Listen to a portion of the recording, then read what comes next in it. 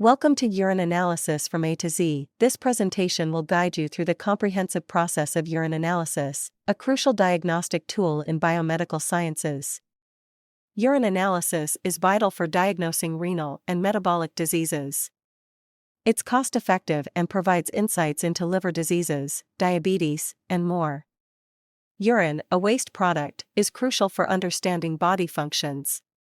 Urine travels from the kidneys to the bladder via the ureters. The kidneys' cortex, medulla, and pelvis play roles in filtration. The nephron, with its tubules, is key in blood filtration.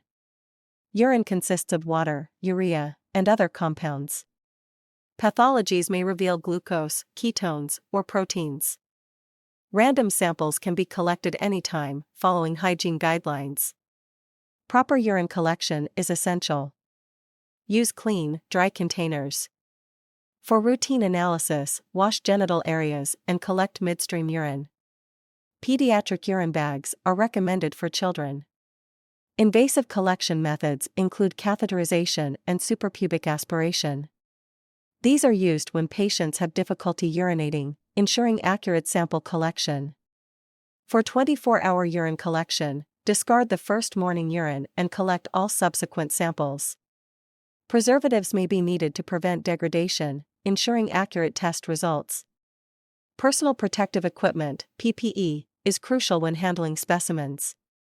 Lab coats, gloves, masks, and closed shoes protect against contamination and ensure safety. Transport specimens in tightly sealed containers within 2 hours. Samples may be rejected due to contamination, insufficient volume, or improper storage. Quality control ensures precision in laboratory testing.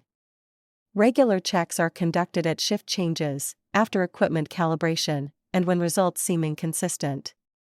Errors in urine analysis can occur at pre-analytical, analytical, and post-analytical stages. Contamination, mislabeling, and incorrect procedures are common issues. Physical examination of urine involves assessing appearance, color, density, and odor. These factors provide initial insights into the sample's condition. Normal urine is clear. Turbidity may indicate improper collection or low temperatures. High element concentration can cause cloudiness, while low concentration appears clear. Urine color varies with hydration. Red may indicate blood, orange bilirubin, and green infection. Color changes can signal underlying health issues. This slide visually represents various urine colors, highlighting the importance of color in diagnosing potential health issues. Urine density reflects kidney health and water consumption. Normal density ranges from 1.002 to 1.030. Deviations may indicate renal issues or hydration levels. Urine odor, not typically reported, is due to volatile acids. A foul smell may indicate infection, providing additional diagnostic information. Chemical analysis is the second step in urine analysis. Reagent strips detect chemical substances, providing insights into the sample's composition. Reagent strips detect substances like glucose and proteins. Temperature affects reactions, so samples must be at ambient temperature for accurate results. Urine pH helps diagnose electrolyte and respiratory issues. Normal pH ranges from 4.5 to 8.0. Prolonged standing increases pH, indicating old urine. Density is measured by ion concentration, ranging from 1.000 to 1.030. Normal density is 1.015 to 1.020, indicating adequate water intake. Hematuria indicates red blood cells in urine, while hemoglobinuria shows lysed cells. These conditions reveal underlying health issues. Proteinuria, or high protein levels in urine, may indicate kidney damage or immune disorders. It can also result from dehydration or exercise. Glucose in urine suggests diabetes. When blood glucose exceeds 180 mg per deciliter, it appears in urine. Dipsticks are effective for monitoring. Nitrites in urine indicate bacterial presence, often linked to urinary tract infections. Bacteria convert nitrates to nitrites, signaling infection. Leukocyte esterase indicates urinary infections. False positives can occur due to trichomoniasis or vaginal secretions. High protein or vitamin C may interfere. Bilirubin in urine suggests liver issues or red blood cell destruction. Its presence is marked by a brownish color, indicating elevated blood levels. Urobilinogen results from bilirubin reduction. It's excreted in urine and indicates liver conditions. Testing helps monitor liver health. Ketones, from fatty acid metabolism, indicate metabolic conditions. Testing is crucial for diabetes management and during illness or pregnancy. Sediment analysis is the final stage of urine analysis, where the urine specimen is observed microscopically. This process helps identify various elements present in the urine, providing crucial insights into a patient's health. Normal findings in a urine specimen include 0 to 2 RBCs per field, 0 to 4 epithelial cells per field, 0 to 5 WBCs per field, 0 to 2 hyaline cylinders per field, and mucus. These values indicate a healthy urinary system. Epithelial cells are normally present in urine. However, a high amount may suggest inadequate collection. They originate from the renal pelvis, ureter, bladder, prostatic ducts, and seminal vesicles. Renal tubule cells are of extreme clinical importance. Slightly larger than leukocytes, they have an eccentric nucleus. They are associated with acute tubular necrosis and are reported if more than 2 are found per field. Mucus in urine is formed by TAM-horseful proteins and desquamation of internal bladder and urethra cells. While little mucus is normal, high levels may indicate conditions like UTIs, STDs, or bladder cancer. Bacteria in urine specimens are generally seen in cases of urinary tract infections. They appear as small grains of sand under microscopic examination.